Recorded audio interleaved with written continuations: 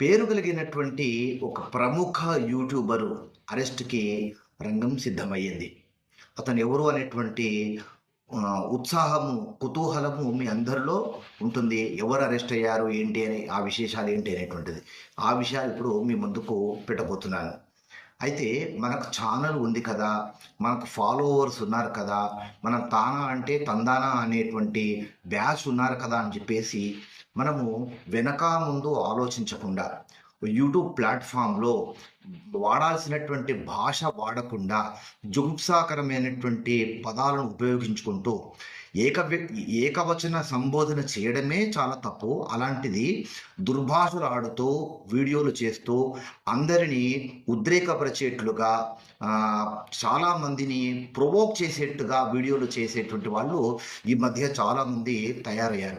అలాంటి వాళ్ళందరికీ కూడా ఇప్పుడు జరిగినటువంటి ఈ ఇన్సిడెంట్ ద్వారా ఇది ఒక మేలుకొలుపు, ఒక హెచ్చరిక అని కూడా మనము చెప్పుకోవచ్చు. అయితే ఒక యూట్యూబర్ ఆయనేంటంటే ఆ యూట్యూబర్ ఎవరు ఏంటనేటువంటిది మీకు స్క్రీన్ మీద చూపిస్తున్నాను. చూడండి. ఆహ్, తల్లిదండ్రులపై బెడ్‌రూమ్ జోక్స్ వేస్తూ చేస్తున్నటువంటి రణవీర్ అనేటువంటి ఒక యూట్యూబర్‌ను అక్కడి పోలీసులు అరెస్ట్ చేయడం అనేటువంటిది జరిగింది. మనం మాట్లాడుతుంది కరెక్టా? కాదా? ఏంటి నా వీడియోకి కామెంట్‌లన్నీ గూడా నాకు మద్దతుగా ఉన్నాయి కదా! ఇక నన్ను ఎదిరించేటువంటి వాడు ఎవడూ లేడు. నాకంటే పెద్ద తోపు ఎవడూ లేడు. నేను నేను రాసిందే శాసనము. నేను మాట్లాడిందే శాసనము. నేను ఏదన్నా సరే అది తానా అంటే తందానా అనేటువంటి బ్యాచ్ నాకున్నంత కాలం నన్నెవ్వరు ఏమి చేయలేరు అని అనుకుంటే కనుక తప్పకుండా కాలం వాళ్ళకు సమాధానం చెప్పి తీరుతుంది. చట్టం ఖచ్చితంగా తన పని చేసుకుంటూ పోతుంది.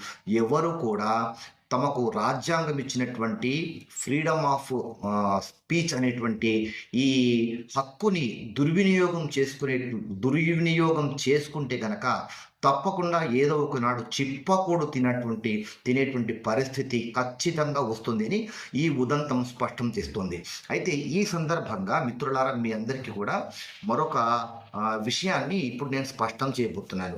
మీ అందరికీ బాగా తెలిసినటువంటి ఒక ప్రముఖ యూట్యూబరు ఇప్పుడు ఇష్టానుసారంగా అందరి వీడియోలు కెలుకుతూ, అందరిని దుర్భాషలాడుతూ వీడియోలు చేస్తున్నటువంటి ఒక వ్యక్తి కూడా త్వరలో ఖచ్చితంగా భారీ మూల్యం చెల్లించుకోబోతూ ఉన్నాడు. అతని పైన చట్టపరమైనటువంటి చర్యలు కూడా తీసుకోబోతున్నాము. చట్టపరంగా అతను ఎదుర్కోవాల్సినటువంటి పరిస్థితి ఎంతో కాలం లేదు.